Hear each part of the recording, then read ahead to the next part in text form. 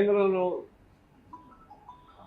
మోడీ నాయకత్వం ఎన్డీఏ ప్రభుత్వం, అదేవిధంగానే ఆంధ్రప్రదేశ్లో ఎన్డీఏకి సంబంధించినటువంటి టీడీపీ, బీజేపీ, పవన్ కళ్యాణ్ కలిసి ప్రభుత్వాలు పనిచేశారు.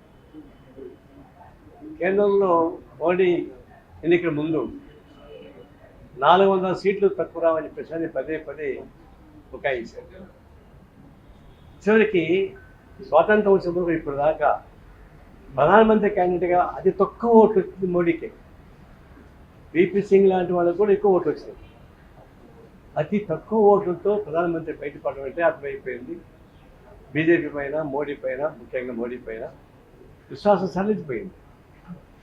ఇది చావుబట్టి కన్నుటపోయినట్టుగా అట బీహార్ నితీష్ కుమార్, ఆంధ్రప్రదేశ్ టీడీపీ ఉండబట్టి గవర్నమెంట్లోకి వచ్చింది తప్ప ఎప్పుడు గవర్నమెంట్కి వచ్చేది కాదు. దీన్ని అర్థం చేసుకుంటారంటే వాళ్ళు ఎంత బొకాయించాలని చెప్పేది అబద్ధాన్ని పేరిపోయింది. భారతదేశ రాజ్యాంగానికి ప్రమాదం వస్తుంది ప్రజలు భావించారు. ఈ దేశాన్ని రెండుగా చీల్చేస్తానని ప్రమాదం వచ్చి పడింది. అనేక రకాలుగా ప్రజల్లో నుంచి చైతన్యం బీజేపీని కుదించారు. వాళ్ళ ఊహ కన్నా తల కింద చేశారు. అయితే ఆపద్బంధాలు ఆదుకునేవాళ్ళు అంటే టీడీపీలో నితీష్ కుమార్. ఏమైనా కానీ కేంద్రం వాళ్ళు అనుకున్న పద్ధతిలో నల్లేరు మీద బండిలాగా ఈ దేశానికి నడిపిద్దామనేటువంటి అభిప్రాయం ఉండడానికి అవకాశం లేదు. మోడీ కళ్ళు కింద దిగిపోయినాయి. అయితే ఈ దేశాన్ని నడిపించడానికి కావాల్సిన పద్ధతుల్లో ఇండియా కూటమి మరింత జాగ్రత్తగా వహించాల్సిన అవసరం లేదు. అట్లేదు దురదృష్టవశాత్తు ఇండియా కూటమి ఎన్డీఏ కూటమికి పోటీగా జీపీకి ఉన్నప్పుడు భారతదేశం మొత్తం మీదుగా అందరినీ కలుపుకునే విషయంలో కాంగ్రెస్ పార్టీ చేయలేదు. దీనికి ఎగ్జాంపుల్ ఒకటే, తమిళనాడులో డిఎంకే నాయకత్వాన అతి చిన్న పార్టీలు కూడా కలుపుకొని ఒక ఐక్య ఉద్యమానికి సాధిన నాయకత్వం ఇచ్చారు. కాబట్టి అది 100 పాళ్ళు విజయం సాధించుకోవాలి. బీజేపీని అలో చేయలేదు, లోపలికి రాలేదు. అంటే ఆ విధంగా ఒక లక్ష్య సాధన కోసం విశాల దృక్పథంతో, సంఘ దృక్పథం కాకుండా విశాల దృక్పథంతో అందరికీ కలుపుకోవాలంటే కేంద్రంలో కూడా ఇండియా కూటమి అధికారంలోకి వచ్చింది. ఆ విషయంలో వాళ్ళు ఆత్మపరిశీలన చేసుకోవాల్సిన అవసరం ఉంది. చాలా రాష్ట్రాల్లో ఆ విధంగా కలుపుకోలేదు.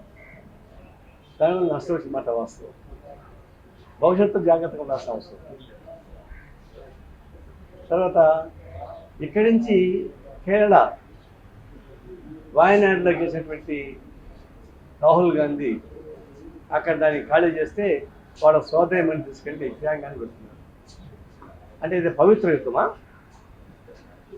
పరమానంద శిష్యుడు సూదు పోసినట్టుగా ఢిల్లీ నుంచి తీసుకెళ్ళి కాంగ్రెస్ పెట్టుకోవాల్సిన అవసరం వచ్చిందా? అక్కడ కేరళలో కాంగ్రెస్ పార్టీకి కమ్యూనిస్ట్ మధ్య పోరాటం. కాబట్టి అక్కడ కాంగ్రెస్ పార్టీ కమ్యూనిస్ట్ పార్టీ మధ్య రాజీ ఉండదు. అక్కడ ఎవరు గెలిచినా కేంద్రంకి వచ్చి బీజేపీ నిలబడతాం. కాంగ్రెస్ పార్టీ వచ్చినా, సిపిఐఎం వచ్చినా కూడా మేము కేంద్రంలో బీజేపీలో నిలబడతాం.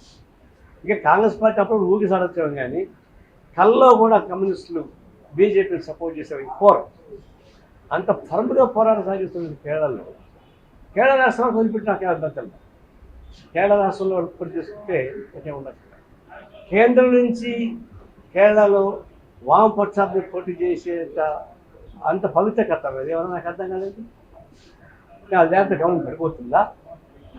మరి కాంగ్రెస్ బీజేపీ బలోపేతంగా ఉన్న చోట ఆ రాహుల్ గాంధీనో ప్రియాంక గాంధీ పోటీ చేసుకున్నారు కదా. అప్పుడు అక్కడ బీజేపీ నష్టపడుతుంది కదా. మరి బీజేపీ ఎలాంటి అవకాశం లేని చోట కమ్యూనిస్ట్ మీద పోరాటం సాగించడం అంటే అది ఒక విధంగా సంకుచిత వైఖరి దమ్ము కాదు. అని మీరు అడగచ్చు, మాకు హక్కు లేదని. మీకు హక్కు ఉంది, ఏడాది పడే హక్కు మీకు ఉంది, ఎవరికైనా ఉంది.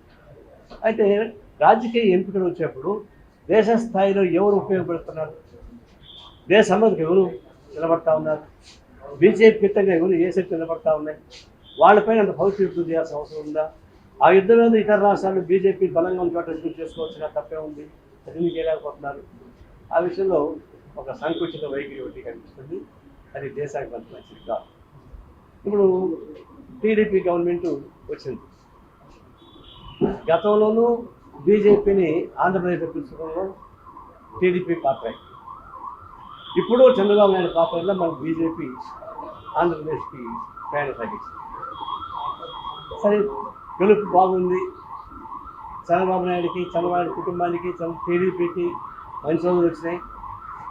తెలుగు ప్రజానికానికి కూడా జగన్ లాంటి వాళ్ళ నుంచి విముక్తున్నారు కాబట్టి తెలుగు ప్రజలు బాగా సంతోషపడుతున్నారు. కానీ భవిష్యత్తులో ఈ భారతదేశానికి ప్రమాదకర శక్తి ఎవరు ఉంటే ఆర్ఎస్ఎస్, బీజేపీ. ఈ దేశానికి ప్రమాదకరమైన రాజకీయ శక్తుల్ని ప్రోత్సహించడానికి ఎవరు కోరుకున్నా భవిష్యత్తు వాళ్ళు పశ్చాత్తాపడదు. ఈరోజు హ్యాపీగా ఉండొచ్చు, కానీ ఆ బీజేపీ బలపడుకుంటూ సౌత్ వచ్చిన తర్వాత నాత్రం డౌన్ అయిపోయింది. ఏ అయోధ్య రామజపం పెట్టుకుని దేశాన్ని తిరిగారు, అయోధ్యలో ఓడిపోయారు. దాంతో అర్థమైపోయింది ఆ మోడీ హవా పడిపోయింది. పడిపోతున్నటువంటి సౌపేక్షించినటువంటి మోడీని తీసుకెళ్ళి ఆంధ్రప్రదేశ్లో అధికారం కోసం ఏంటంటే అది భారతదేశానికి మంచి పరిణామం కాదు. చంద్రబాబు నాయుడికి మంచి పరిణామం కావచ్చు, టీడీపీకి మంచి పరిణామం కావచ్చు, తెలుగు ప్రజానీకానికి జగన్మోహన్ రెడ్డి వాళ్ళకి ఇబ్బంది పడారు కాబట్టి నేను అనుకోవచ్చు. కానీ భవిష్యత్తు రాజకీయాలకు వచ్చేకాడికి బీజేపీ లాంటి వాళ్ళని ప్రత్యక్షంగా పరోక్షంగా ప్రోత్సహించే వాళ్ళు పశ్చాత్తాపం చేస్తారు. దీన్ని దేశం మొత్తం మీద కావాల్సిన మార్పులు వదిలిపెట్టి ఏదో తాత్కాలికమైన ప్రయోజనం కోసం, తాత్కాలికమైనటువంటి పదవుల కోసం ప్రజానీక యొక్క సెక్యులర్ భావాన్ని పరంగా పెట్టడానికి చాలా ప్రమాదకరం. ఇది మంచిది కాదు. ఇప్పుడు మేము ఆర్డినెన్స్ మేము డిసైడ్ చేసాం. ఫైనాల్లో కూడా సరే ఆని రాజా పోటీ చేయదు, సెంట్రల్ నుంచి మేము ఆమెను వద్దనుకున్నాం. ఎందుకంటే స్టేట్ వాళ్ళే కొట్లాడుకొని రాష్ట్రంలోనే మాట్లాడుతున్నారు. ఇక్కడ రాష్ట్రంలో మాకు మెచ్యూర్ లీడర్స్ ఉన్నారు కాబట్టి కేరళ రాష్ట్ర పార్టీ మీకు కోరింది ఏంటంటే మీరు నిర్ణయించుకోండి, మీ రాష్ట్ర పార్టీ నుంచి అభ్యర్థిగా ఆయన పోటీ పెట్టుకోండి, కేంద్రం నుంచి మేము ఎవరు క్యాండిడేట్ స్పాన్సర్ చేయడం చెప్పాం. అదే ప్రకారం వాళ్ళు ఫాలో అవుతారు. మరి ఈరోజు ఉదయాన్నే వైఎస్ఆర్సీపీ పార్టీ ఆఫీస్ను కూల్చివేసిన ఘటన నీవు విద్య నేరుగా చదువుకుంటుంది. ఆయన పొలగొడానికి వ్యతిరేకం. అప్పుడు దాన్ని పొలగొట్టడం మేము వ్యతిరేకమే. అయితే అది గవర్నమెంట్ స్థానం, అది అన్యాయం పొలబెట్టారు. ఇప్పుడు పార్టీ ఆఫీస్ పొలబెట్టాను అంటున్నారు. మరి చట్టబద్ధంగా చర్యలు తీసుకున్నారో లేదు తెలియదు నాకు. ఏదైనా పొలిటికల్ పార్టీ ఆఫీస్ కట్టుకొని తప్పేం లేదు. అయితే చట్టబద్ధంగా గవర్నమెంట్ నుంచి ఏమొచ్చింది ఏంటనేది చూసుకోవాలి. అట్లా లేకుండా పరిశీలించుకోవచ్చు. రాజకీయ పార్టీ పరిమితమైన పద్ధతిలో ఎక్కడ కార్యాలు పెట్టుకున్న అభ్యర్థి ఉండకూడదు. కాంట్రవర్సీ ఉంటే ఆ కాంట్రవర్సీ తెలుసుకోవాలి. ఎన్నికల తర్వాత హింస అనేది చెల్లెలుతుంది, కక్ష సాధింపు చర్యలు జరుగుతున్నాయని ప్రధానంగా వస్తున్నటువంటి హింస జరుగుతుంది. ఎన్నికల తర్వాత ఫలితాల తర్వాత కూడా 5 ఏళ్ల పాటు జరిగినటువంటి కక్షాధికారులు మొత్తం పోల్చుకుంటే ఇప్పుడు జరిగిందని ఎంత మీరు చూసుకోవాలి. ఏదైనా కథ చేయడం అప్పుడు వాళ్ళు చేశారు కాబట్టి ఇప్పుడు చేయాలనిపిస్తుంది ఇంకోవడం లేదు. అయితే ఎన్నికలు అయిపోయిన తర్వాత రాజకీయ విభేదాలు ఉండాలి తప్ప ఆ విధంగా చట్టపరంగా వాళ్ళు చేసుకోవచ్చు. మీరు కేసులు పెడుతున్నారంటే చట్టపరంగా చేసుకోవచ్చు. మాకేమి అభ్యర్థి అది ప్రత్యక్షంగా పోయి బ్యాలెట్ బాక్స్ని పగలగొట్టిన వాడిని సపోర్ట్ చేసి ఎట్టుకుంటుంది. అట్లాంటివి చర్యలు తీసుకోవాల్సింది. అంతేగాని కక్ష సాధింపు చర్యలు చేయాల్సింది కరెక్ట్ కాదు. మరి ముఖ్యమంత్రి చంద్రబాబు కూడా చెప్పాడు కక్ష సాధింపు చర్యలు ఉండడానికి వీలని. నేను కూడా చెప్తున్నా, వాళ్ళు ఏం చేశారో దాన్ని అదే ప్రకారం రిపీట్ చేసిన లేదు.